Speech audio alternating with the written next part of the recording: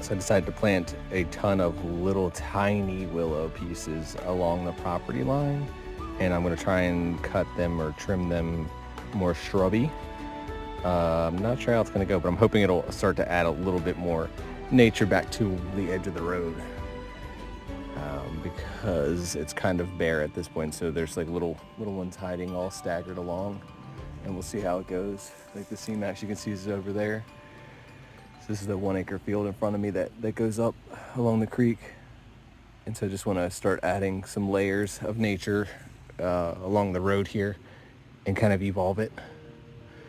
So hopefully this will be fun. This is a completely different experiment, using a lot smaller ones, a lot closer together.